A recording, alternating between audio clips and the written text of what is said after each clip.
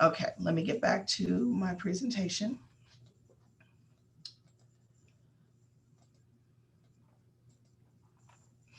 Okay.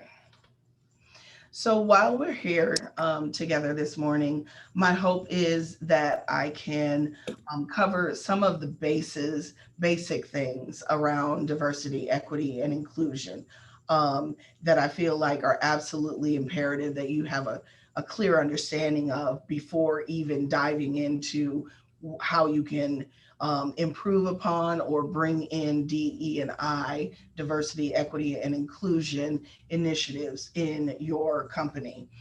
So I will be covering some of that terminology that people sometimes have a tendency to use interchangeably when they should not be. So diversity is different from inclusion. Equality is different from equity. And so we'll talk a little bit about that. We'll also spend some time looking at your own personal identity because that is step number one in growing in your cultural competency. Um, and so maybe you had not thought of that yet, but you individually, as a leader in your companies, and how you feel about different groups of people and how you and the understanding that you have about how you move through the world is imperative um, in your efforts to either change or enhance and make the culture of your company a more inclusive culture. And so we will talk about your identity. We'll talk about bias and how that works, microaggressions, and then what specifically you can do within your own spheres around DE and I efforts. So because they say these conversations are difficult conversations, right?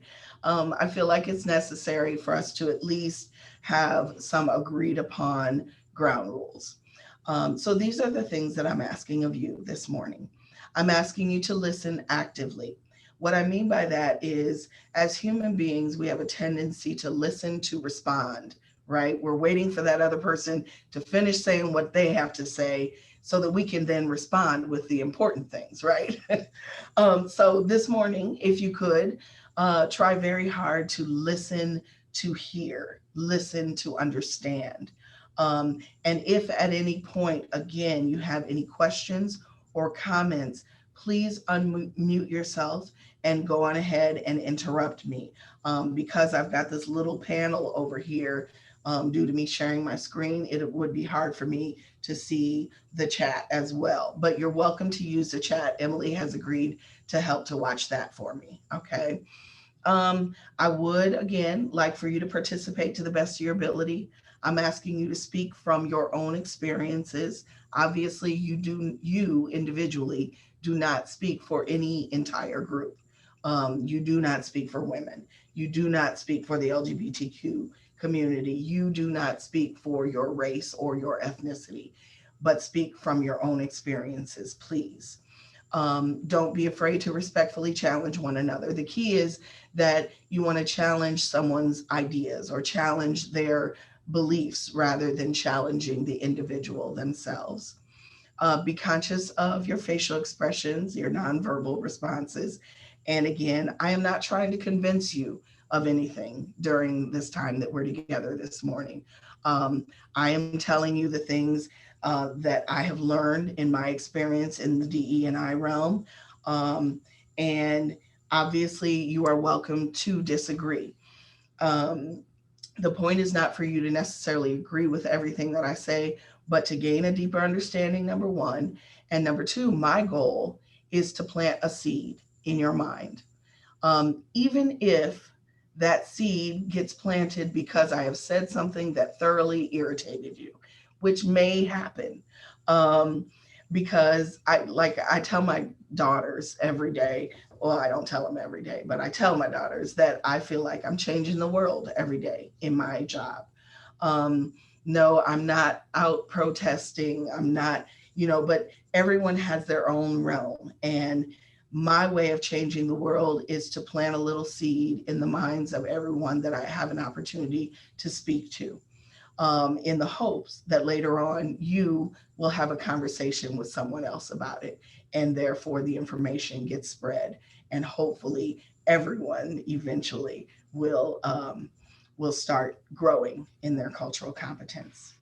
Real quick, briefly, I want to pause for a moment and see if anyone feels like there are any rules missing from this set of ground rules that you all as a group would like to add. Okay, we will move on. Okay, another thing is I teach again, so I'm not, I hated when I was in college and we'd have those instructors who would have their PowerPoint up, but then they would just read to us what was on the PowerPoint. So I will not be doing that this morning. I'm going to just talk. My assumption is that since you all are running businesses, that you can just go ahead and read the slide. So, as I said, the terms diversity and inclusion often get used interchangeably. But the reality is, just because you have diversity does not mean you have inclusion, right? Um, so, I like to use a metaphor to, kind of distinguish the difference between these terms. You may have heard it said actually. So diversity is being invited to the party, whereas inclusion is being asked to dance, right? Okay, so I'm going to go a little bit more in detail about that. So you may have seen one of those college courses, like a chemistry course, where it's a huge room. This obviously is pre-pandemic. A huge room with 75, 100 people in the room, right? So if I'm gonna use a dance party as a metaphor to discuss these terms. So I want to have a dance party, and I want to make sure that my dance party is a diverse party. So I'm going to go to one of those chemistry classes with 75 people, and I'm going to invite all of them to my dance party. Maybe I'll get 50 that say, yes, I'd like to attend. Okay. So we'll figure I've got 50 people. Chances are very likely that I have people who are disabled as well as people who are not disabled, people who are of different races, different ethnicities, different sexes, different sexual orientations, different religious affiliations. I probably have a good mix there in those 50 people. So I could check off that diversity box. Done. I've got a diverse party now, right? Yay. Okay. So it doesn't make any difference if all of those people don't feel welcome at my party. So, what I'm going to do to help make it an inclusive party is before the dance party, I'm going to invite everyone to email me their favorite song and the recipe for their favorite appetizer. I'm going to make sure we have a gender neutral restroom at the dance party. There will be no symbols on the walls or anything like that that may rub someone the wrong way. And I'm going to make sure that every time a new person enters the room, that I either ask them to dance or get them something to drink. Joanne, don't get wild. We're only having punch. Okay. So hopefully by doing those things, making that effort, taking those steps, people know they're going to hear at least one song that they like to dance to. There's going to be food that they like to eat. They're not going to have to make a choice in their restroom. All of those things. Hopefully I can check off that inclusive box as well as the diversity box. So now I'm going to go a little bit deeper and discuss equality and equity. This is one of the areas where where I tend to get some pushback because in order to need to provide equity, there had to be inequity to begin with. That inequity sometimes comes from a level of privilege that some individuals may have. And that privilege word does have a tendency to rub people the wrong way. So I'll deal with that a little bit later, but hold on to your seats. It is coming. But for my dance party, right? So does everyone know what I mean when I say either a hustle or a slide or a line dance, where everyone's dancing and they move in the same direction? Okay, you're all with me. Okay, so for my dance party, we're all going to learn the routine for a hustle. Okay, and what we're going to do is we're going to meet ahead of time and learn it. And then when the song that we decide we're going to use for our hustle comes on at the party, we're all going to rush out to the floor and do the dance. Okay. An equal opportunity for everyone to learn the dance would look like this. 2 weeks prior to our dance party, I would have 2 hours scheduled in, let's say, the student union here on main campus of Toledo. Everyone who wants to attend the party and learn the hustle would come for that 2 hour time period. We would have a choreographer who would be up on a stage in front of everyone, and that person would go over and over and over the routine with us. And we would all dance along with that instructor, right? Remember, this is an equal opportunity. At the end of the 2 hour time period, we would all leave. And hopefully, when we come back together 2 weeks later for the party and that song comes on, everyone will have retained the information and get out on the dance floor and dance. And we'd look fabulous, right? So now we all know that everyone doesn't have the same level of dancing skills. We all know that everyone doesn't have the same sense of rhythm. So there are some of us who are disadvantaged in the realm of dancing. We all agree on that, right? So if I want my party to be equitable, we all have an equitable chance to be successful at this dance routine, here would be the differences. We would book the space for 2 hours. However, I would book it for an extra hour, knowing that there may be some people who want to stick around after the 2 hours and continue working with me and the choreographer. We would videotape the choreography and provide everyone with the videotape so they could watch it 3, 4 times a day and practice if they wanted to.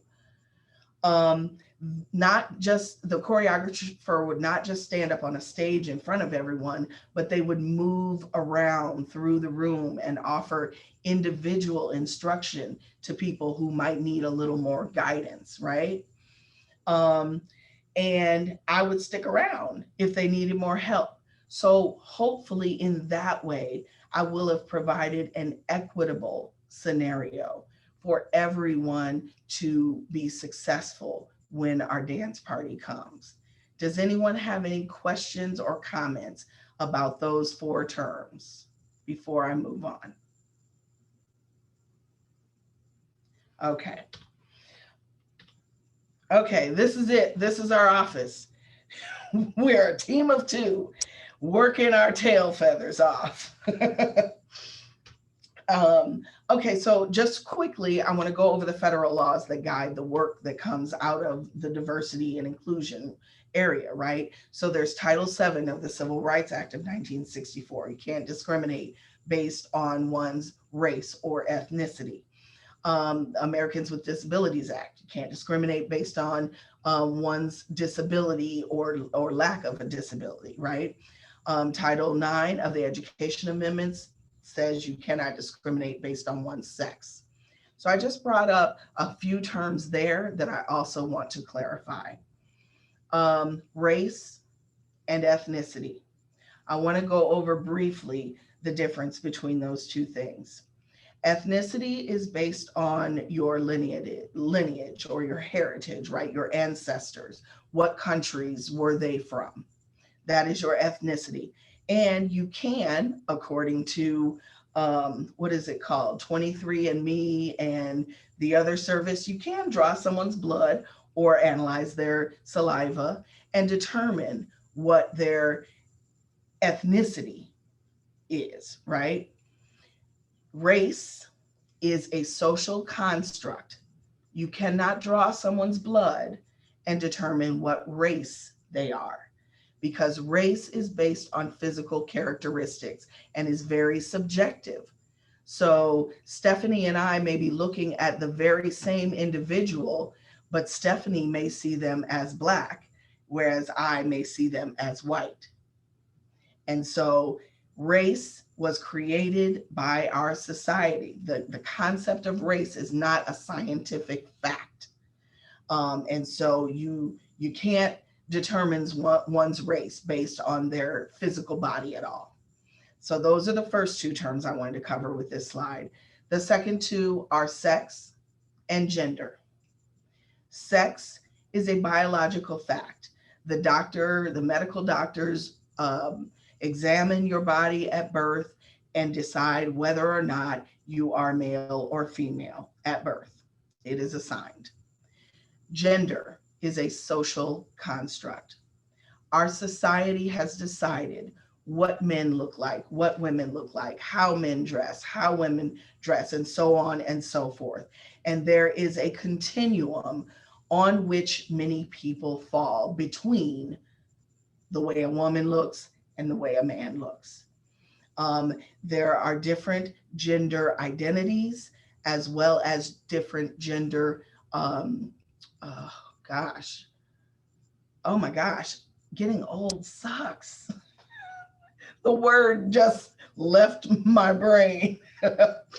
But in any way, the way that you present yourself to the world. Okay. So just because someone is presenting themselves, let's say in a suit with a tie on, it does not suggest anything, or it should not suggest anything to you to assume their gender, their sex, or their sexual orientation. Because one who may have been born a male may identify as a female, they may identify as she, her, hers, or they may identify using pronouns they, them, theirs. And as a side note, if you are curious and you want to address someone correctly and you want to ask them, the question is not, what are your preferred pronouns? The question is, what are your pronouns? Because to use the term preferred implies that that day they may have awakened and said, you know what? I think today I'm gonna be a woman. And that's not how this works. This is who these individuals are. This is how they identify and how they present themselves to the world. And therefore, they deserve the respect of being addressed in the way that they want to be addressed. It's kind of like that. You've heard of the golden rule, right? Do unto others as you would like them to do unto you. I prefer the platinum rule, which is treating others the way, not the way you would want to be treated, but the way they want to be treated. Okay. Any questions, comments there? Okay. So what we're talking about here is cultural competency and growing in your cultural competency. And I believe that that is a combination of these three things: cultural knowledge, cultural sensitivity, and cultural awareness. You must be open to the idea. So I commend all of you for being in this space this morning, because you have been competent enough to know that there may be room where you can grow, and knowing that your growth also could mean growth for your company.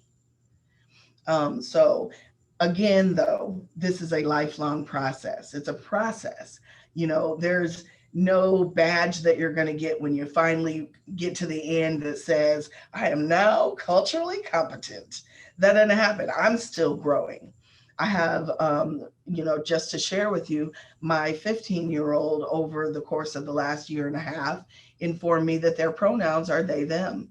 And I am still working on it. I still mess up almost every time I'm in using the correct pronouns. But all you can do is just apologize, correct yourself, and try to do better. That's all this is. And so I know that there's this sense that terminology continues to change very rapidly with different groups, and there's a concern that you might say the wrong thing at the wrong time.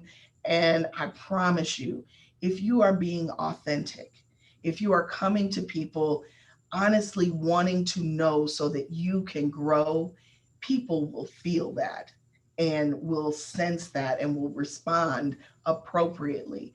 And when someone lets you know, you just need to, as I said, apologize and decide within your own mind that you are going to do better. And that's all we can do. Okay. This is just a quote that I really really like. When I think about culture, because we all have a culture, right?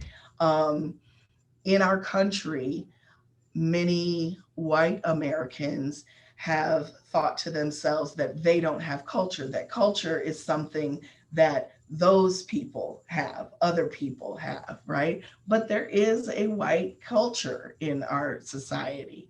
Um, and even if there isn't a white culture, if you have connections to your ancestry, then you may have cultural heritage, or cultural holidays and celebrations and activities that are based on your heritage. And culture is a beautiful thing. It's great. It makes you, you're grounded, you're connected to something, to a group of people. However, that culture also can be, a detriment, because I think about, if you've seen, they're usually in the sunglass section, and they're these plastic glasses with lines of plastic going straight across so you could only see through the plastic. So I don't know why they're in the sunglass section, but anyway, um, I think about those because culture teaches us how to view ourselves and how to view the world and how to process the information that we receive from the outside world, right? So it can be good, but it can also be bad. It can cause you to have an ethnocentric view of the world. And that means that you are using your own culture as the baseline of what's good and comparing all other cultures to your own. And that's a slippery slope to be on, because I'll use an example. So one example might be your culture, maybe that you sit at the dining room table with fork, knife, spoon, your plate. Everyone goes to the kitchen and serves their own plate and then goes to the table and eats their own food, right? Well, there are cultures where the expectation is that you're all sitting on the floor or the ground in a circle around one common plate that everyone is digging into with their hands or with some sort of a bread that they can pick the food up with. And so, if you're ethnocentric and you're looking at that, you may see that as less civilized, right? When in fact, it's not, it's just a different way of doing it, different than what you have been told is the right way to do things. And so, we kind of want to move through the world, objectively viewing things. We want to absorb this information and these new and different ways of being as just new information. This is just something to make me more culturally competent if I can gain an understanding of and acceptance of these differences. Okay, I hope you have something to write with in front of you. I'm going to ask you to do a little activity. Make sure you all are still awake. Okay, so what you're going to do is, if you see on the right hand side of the screen is a list of identity categories. Okay, for each of these categories, I am asking that you write down where you fall on that category and then think about our society in general. And you make a personal decision on whether you feel like your place in that identity category is either dominant or subordinate in our society. So as an example, for me, my sex is female, and I believe that females are subordinate in our society. So I would write down female, subordinate. And the next one, my gender expression and identity are also female. So I would write female, subordinate. So I'll give you just a couple minutes to jot those things down for me.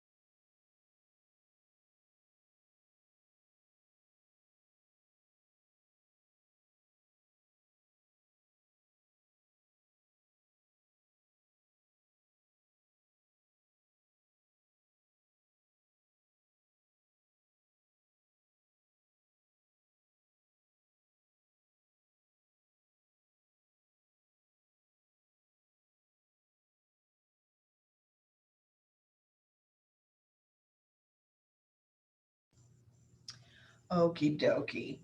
All righty, let's dive in here. What I'm going to ask is I'm going to stop sharing so we can chat for a bit. I'm wondering if anyone would be willing to share. First of all, was there anyone who was dominant in all of the categories? No. Okay. How about 8 of them? Not yet. 7. Oh, you're Fred, you're 7 or 8? 8. 8. Okay. Is there anyone who was subordinate in all of them? What about 8? 7. 6. No. Okay. So let me ask you all this.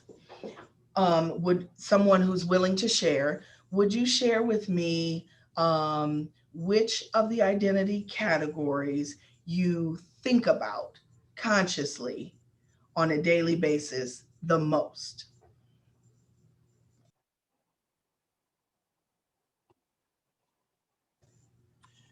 I, Heidi, you go. Okay. So I guess my subconscious thing that I think about the most is that I am, I guess, typical passing. I have disabilities, and I know when to mask them and when I don't have to. Thank you so much for sharing that, Heidi. Ken, were you about to speak? Yeah, and the one I think about the most, obviously, with so much going on in our country today, is race. On being a black male, it's interesting in this exercise when you put dominant or subordinate, because there's a reality to that. But I'm never going to put subordinate for my race. Like, I'm not going to do that, right? And so that's interesting take on that. And So you might have that same spin in talking about your sex or your gender as well, because our society as a whole, we would say that men are dominant to women in general. However, when you add your race to the mix, that may, skew your decision about whether it's dominant or subordinate. But I feel you on not wanting to write subordinate right next to black. right. Did anyone else want to share anything in relation to the thing you think about most? I Top think one, oh, my top one was female for sex. I hear it's female male in a lot of the decisions we make and people that I encounter. I hear a lot of that. So I would say sex and race are the top two. Thank you, Joanne. And Fred? Well, I was going to say, when I said I feel like I'm dominant in 8 out of 9. I don't add very well.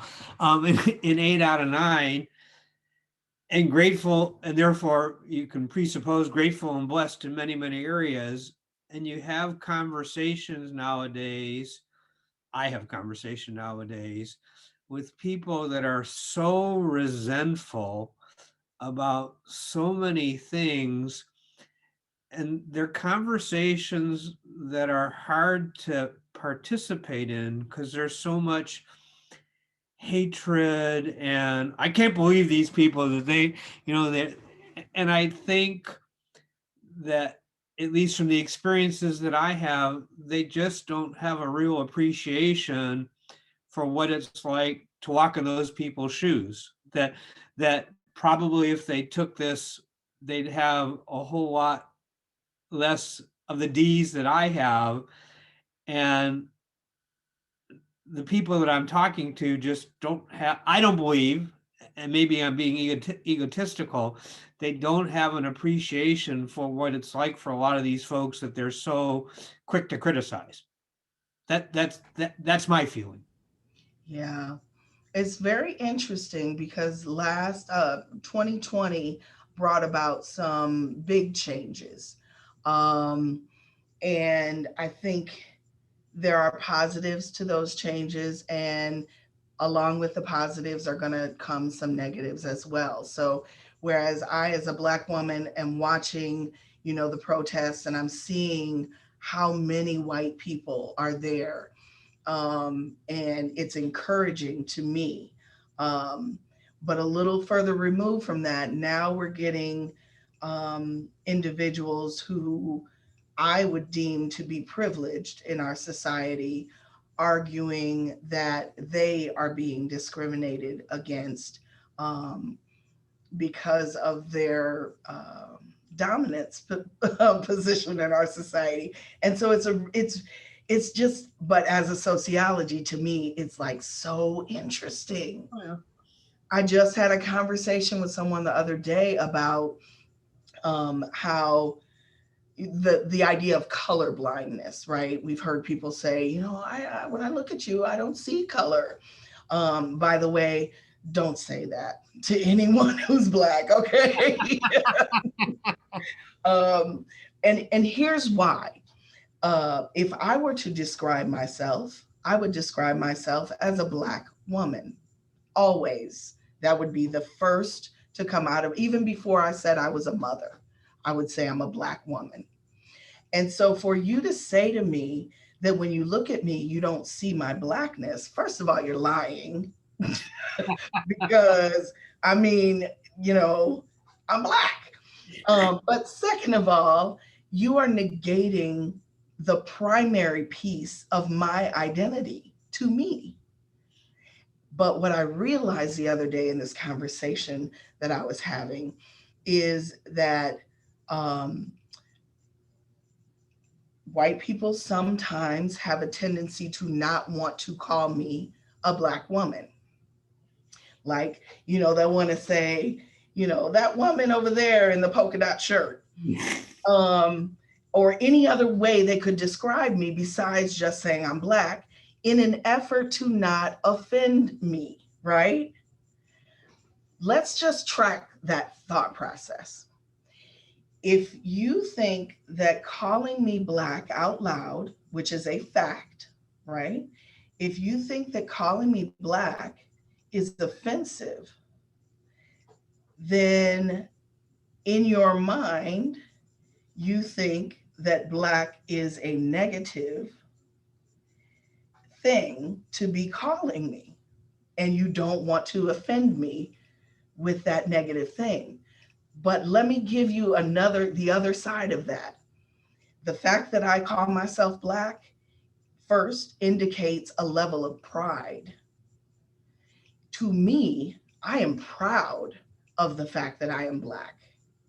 And, that I may have, and probably at some point did, come from slaves.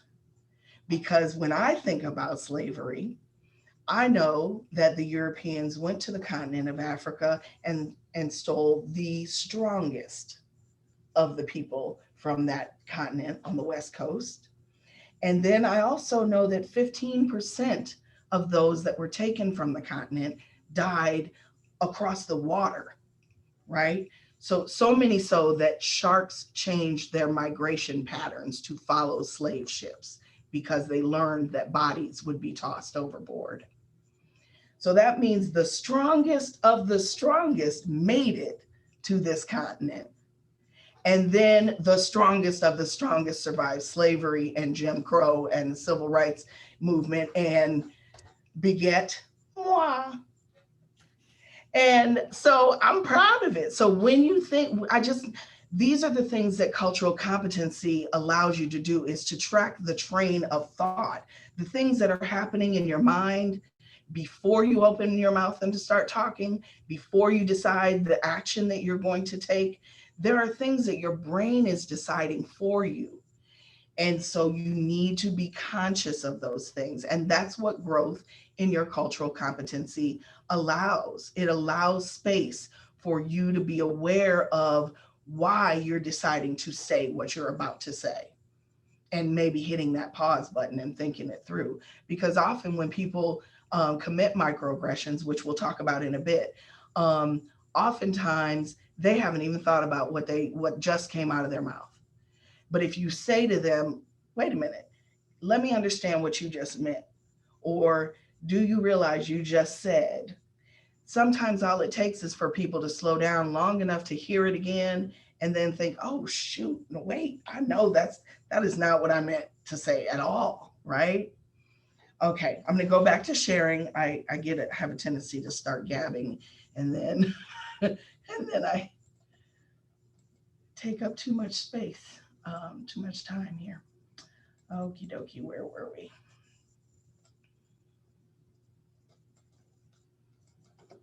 Okay, and so now we're going to move into this conversation about bias, right? So here's how bias works. Caveman days, right? We needed to make quick decisions on fight or flight. And we needed to be able to make them fast and to move quickly. And so our brains are wired such that we can take in information, review our previous experiences, and quickly come to a conclusion as to whether we are safe or not, whether we need to fight or flee. And that's a great thing. It was great back in caveman days. However, our brains have not changed from that. That aspect still exists. And so what's happening on a daily basis is you are receiving messages, and those messages are being, compared with and meshed with your previous experiences in life. And your brain has made some decisions for you. I promise you, all of us have biases. Your brain has decided what Black people look like. Your brain has decided what a gay man looks like, how a gay man speaks. And we all do it. So there's no need to feel guilt around it. The reality is you just need to just know that it's happening and be wise enough to consciously think through your thoughts before you speak and act. Okay, because we all have these drawers that our brain has like said, oh, okay, that goes there, we're going to close that drawer. And then when something happens, the drawer comes open and the stuff comes spilling out your mouth if you don't have enough knowledge to know to hit that pause button and to think about it, right? And that's how bias works. That's the thing, is that we're not even aware of some of the things that we believe in our minds. And so your first step, as I mentioned, is to know who you are and to know what you believe. And when you realize that your brain has decided something that is different from what your conscious mind believes, then you have to work. That means you need to feed your brain information that disputes the decisions that your brain already made for you. And here is a good way to do that. Google and YouTube, right? Those things are so technologically savvy because of the people that have programmed them that, you know how when you start typing a question into Google, it finishes your sentence for you? Well, it's not just finishing that sentence based on what other people have searched for. It's finishing that sentence based on what you search for, based on what Google has decided you believe in, the politicians that you support, right? The initiatives that are important to you. And so, what I'm suggesting is that when you recognize that your brain has made a decision that your conscious mind disagrees with, is that you fill your brain with information that agrees with what your conscious mind is saying, because bias is so savvy that you can be acting on it, on a bias, even when you profess to believe something other than what this bias in your mind is suggesting and making you say. So you got to put in the work. And so I would suggest taking an implicit bias test. If you Google implicit assessment test, there are lots of them. They have them for like gay, straight, black, white, young, old. There's a whole bunch of them, and it'll let you know, it's like how quickly you can identify an image with positive and negative words. And so that's what the test is. And it will let you know if you have a slight, moderate, or strong preference in one direction or the other. And the great thing about this is on your growth, your cultural competency growth, right? You can come back a year later and retake that same test and see, in fact, how much you've grown. This is something you could require of your managers. This is something you could require of your search teams for new employees, so that everyone is conscious, because being conscious that you have that bias is part of that first step, because then you can actively work to change it. Microaggressions. This is something that you need to be conscious of, especially with your employees. We all do it. We all have committed microaggressions here or there. These are just a few examples that are on the screen. But I know you've all experienced, either you've done it yourself or you've heard someone else do it, where based on someone's physical characteristics and maybe an accent, you've decided that they were not born in the USA. And so you say to them, "Oh, where are you from?" And they may say, "Cleveland." And then you say, "Oh, no, I'm sorry. I meant, where are you from?" What is that? It's the same question, but the "where are you from" implies that what I really want to know is, where are your people from, right? Um, and the point is not because I really just want to get to know you as a human being. The point is, I want to verify if I was correct or not. And so microaggressions are those little snubs that have like an underlying message to them. So the one on the bottom left, "You're really pretty for a dark-skinned girl," or "She's really pretty for a black girl." We've heard that before, right? Why not just "she's really pretty"? Because we need to quantify the pretty, because she's pretty for a black girl, which implies that black girls usually aren't pretty. So she is, an exception to the rule. Or you've heard someone describe someone ethnic as very well spoken. Yes, aren't they nice? And they're so well spoken. Well, what was the expectation? I grew up learning English the same way you did. I mean, you all know what I'm saying, right? And so women, we might experience this as well. Someone walk into our office and they're looking at our pictures, and they're like, "Oh, where are your children?" Well, what makes you assume that I have children? Because I'm a woman, because of my age, there's an assumption, right? And that's what lies underneath many microaggressions. There's an underlying assumption that people are making. And so you gotta, when you're the one who has committed the microaggression, right? here the issue is intent versus impact. So you may have intended to express one thing, but the impact could be completely different than what you intended. So I'm going to ask, think about a time, and many of us have probably had this happen, of a child maybe behind you in the grocery store pushing the cart and they ram that shopping cart back into your ankle. Right. That hurts, right? So when you turn around and yell, ow, you just hit me with the cart. In that very moment, you do not want your child to say to you, oh, come on, quit overreacting. You know, I didn't mean to hurt you. That wasn't what I meant to happen. That's not when you want to hear that. So, in that moment, when someone has let you know that the impact of what you said or did was different than your intention, that's a moment where you have the potential to grow.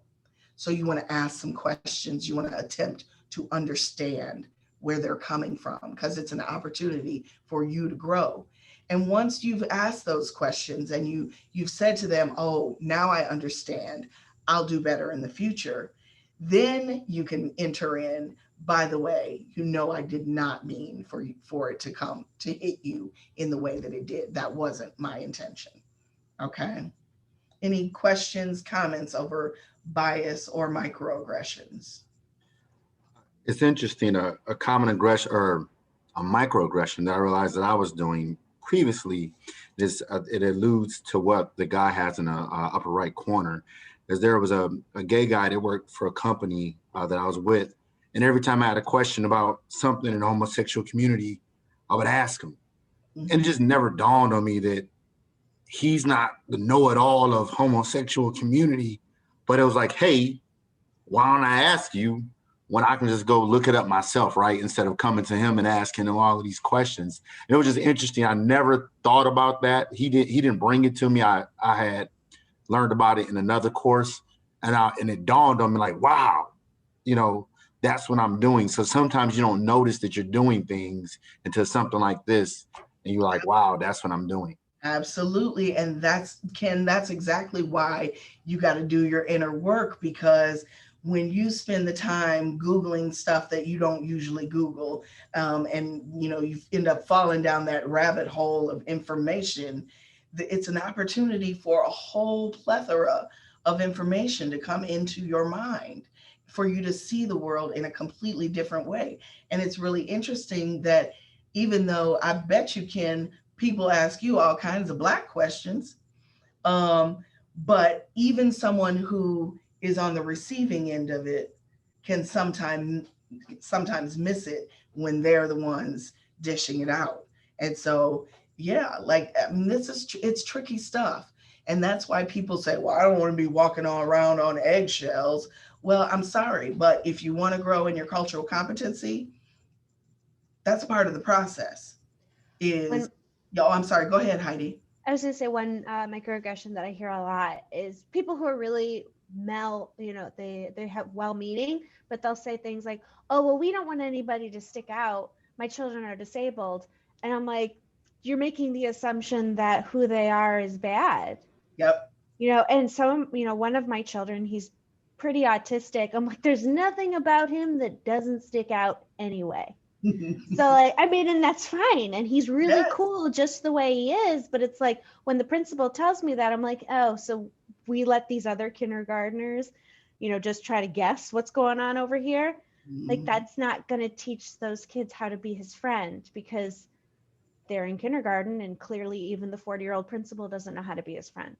Yeah. And see, in that situation, the teacher, can you imagine if, and you may have, but if there's a culturally competent teacher there, wow, what a difference the experience and the outcome for not just your son, but the rest of that classroom. I mean, children, they've done studies, and studies have shown that by the age of 5, children in America know that it is better to be white than it is to be Black in this country, by 5. And so if we don't have parents at home on their way into kindergarten having conversations with their children, they're leaving it up to their peers to teach them about the stuff they heard in their household growing up about how you deal with people who are different than you. Just think about this example. Um, I was in the grocery store, and my kids weren't with me, but I heard a little girl point to a very dark skinned man and say, "Mommy, look, his skin is black." And I bet you all can guess, I'm going to stop sharing here. I bet you all can guess how that mommy reacted. Shh, don't do that. Now, what message are you sending that child? That race, that skin color is something that we don't talk about. It's taboo. We don't talk about that. Whereas if that mother had responded, yes, his skin is, look at how beautiful it is. Put your arm next to mine and let's see, is your skin the same color as mommy's? Look at that person over. Look at how we're all different colors and we're all wonderful. You know what I'm saying?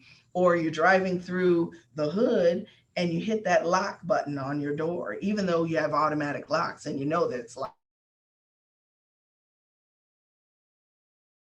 And then your kid does what the human brain does, which is come to a conclusion. Let me look at my surroundings. Let's see. Okay, what does this look like compared to other places? Let's look at the people that are here. And your child comes to their own conclusion. And so, yeah, we just have to be conscious. Now, before I run out of time, I want to get to your stuff. So, what do you all do with this information, right? Okay, let me get back to my screen here.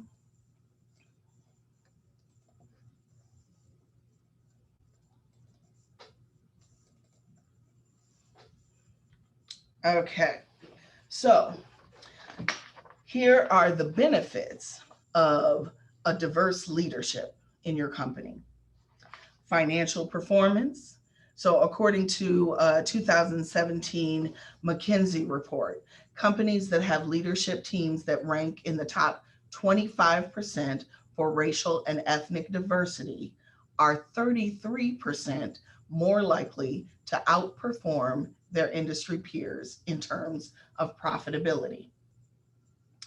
Another benefit, recruitment and retention. When it comes to recruiting new talent and holding on to valuable employees, one of the key factors that potential and current employees consider is the company's culture. And that culture comes from your understanding and acceptance of diversity and inclusion. As the population changes, so does the marketplace, right? So hiring a diverse staff can be beneficial to your business as differing views, experiences, and skill sets expand what's possible, resulting in new ideas and opportunities.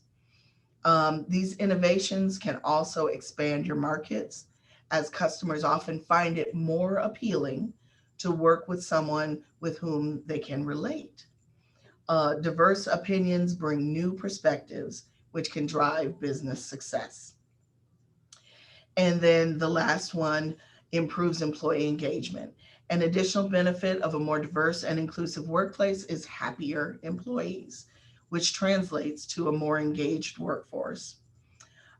Research has found that when companies embrace DEI policies, employees perform at a higher level. Just embracing the concepts, just letting your teams know that it's important to you as a company. And then a focus on D&I can improve team morale and foster higher level of trust between employees and company management. It also will cause your employees to stay longer than they would have. And specifically, maybe that one is intended for, shoot, I lost your name there. I, Okay, well, I don't want to mess up, so I'm not going to call out the name. Okay, so then, so I've identified the benefits of having diversity in the leadership of your company. So here are 3 easy steps to build a more diverse and inclusive workforce. So you want to educate everyone at your company on why diversity is important. That's everyone. And it really is important that the leadership, those in management positions, have know this stuff that I just talked to you about inside and out, have done their own work. And perhaps it means you need to set aside some time to make sure that you all understand what your company means by diversity. I spoke to a group, it's a national organization, right? I spoke to them a couple weeks ago and I asked them because their strategic plan says to increase diversity. That's one of the strategies, right? Or one of their goals. And so I asked this group, the board of directors, mind you, of this organization, um, I asked them, what is diversity? And no one could give me an answer. So it's a problem if you're saying in your strategic plan that you want to increase diversity, but you haven't defined what diversity is. So a lot of what I'm finding is that a lot of companies and organizations are putting some wording about diversity and inclusion in their plans, their strategic plans. Um, but it's kind of out of like this feeling of necessity. Well, we need to get something in there about diversity, don't we?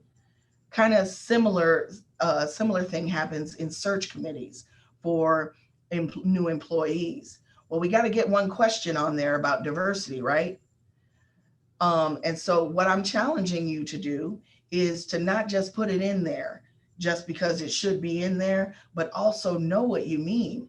Because the one answer I got from one of the board members was, well, I don't know, they didn't really tell us what it means. We're just supposed to get more of them. And I said, more of what?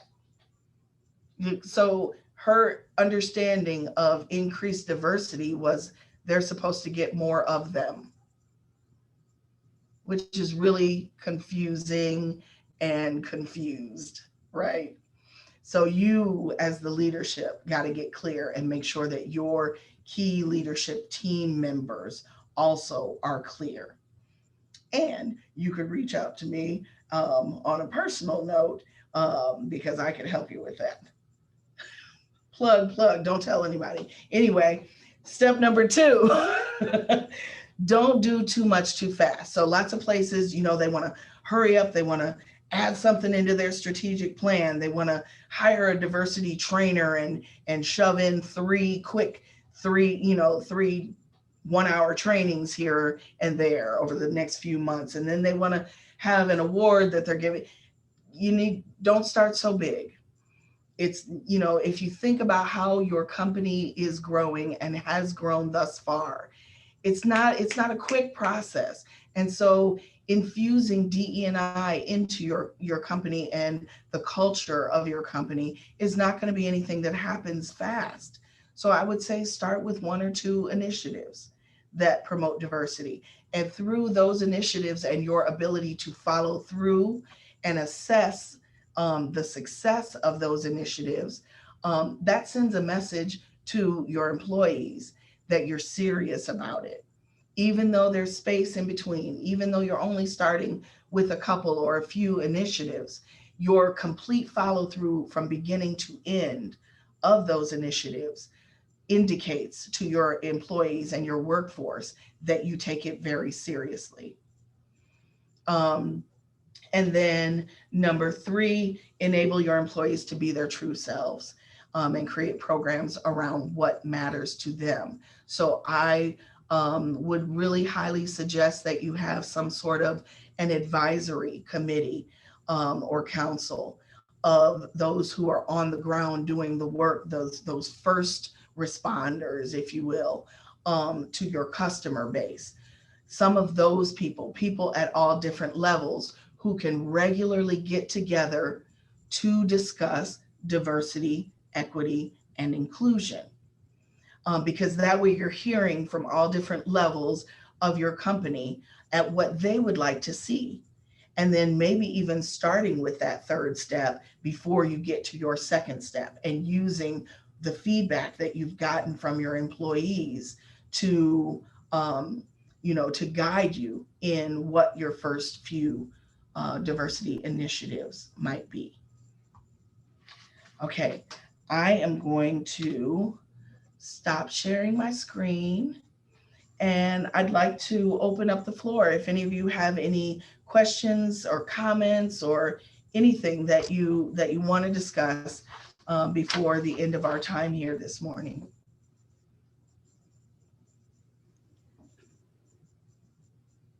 Heidi? I guess what I'm hearing is that we should build inclusive environments before we try to get more of them. Absolutely. You want to build the culture. So because here's what's important. When you get more of them, and the them, by the way, should be people of diverse backgrounds, all types of diverse backgrounds. And some places struggle with, well, how do we get them, right? How do we get them to come? What I will say to you is that what I've learned about some Black and Brown cultures is that those newspaper articles or advertisements that most people see do not necessarily speak to us. So what we want to see is you're advertising open positions at your company in the disability journals or newspapers, in the LGBTQ journals or newspapers, in the Latino journals and newspapers. So it's more of, because what I do is when I see it in The Truth, if you are familiar, that's a local African American newspaper. When I see it in The Truth, the message that I hear is, we really want African Americans to work at our company. So much so that we are going to make the extra effort to say to you, Black community members, that we would like for you to apply for this job. And so it sends a message, and it makes it more possible that you're going to reach that audience, right? But you've got to change the culture of the minds of the people that already exist. And that starts with leadership. And if you create a culture where it is not acceptable, period, it is unacceptable to treat people who are different than you with aggression or tension or exclusion, that will not be tolerated. That message eventually will become part of the culture of your company. Think about Chick-fil-A. Now, I get that there are some people that have some issues with Chick-fil-A's philosophies, but you cannot argue that their customer service is outstanding. And what I've heard of, because I've done a little bit of research, what I've heard is that if you take a job working for Chick-fil-A and you don't want to smile and engage and give eye contact and say, my pleasure, authentically, you're going to end up quitting. You're going to leave that place because it's not tolerated. The expectation is high. And if you don't meet that expectation, you're going to leave on your own. And so if you change your culture and demand inclusivity in your company, people who you hire on mistakenly, who are not willing to fall in line, they'll leave. And eventually the people that come on will be the people who see it. And then eventually it's on your website. It's recognizable on your website because they see images of people that look like they are from different backgrounds. they see wording that says inclusivity is a priority, is one of our core values, they get the message, and diverse individuals will then be coming to you instead of you having to search and reach for them. It's a long process. Again, it's not anything that can be fixed quickly. It's going to take a lot of time, and it's going to take a lot of effort, both within the company and within you individually.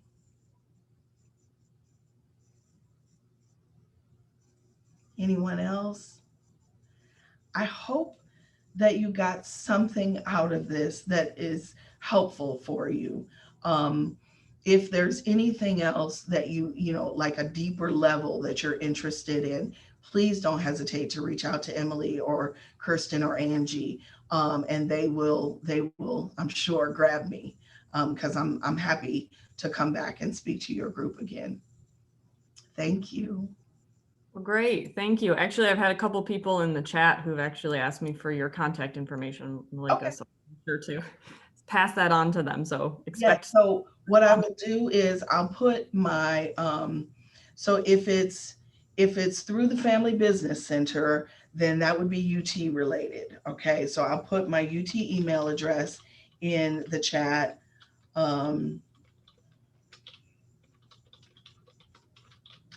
And then my business.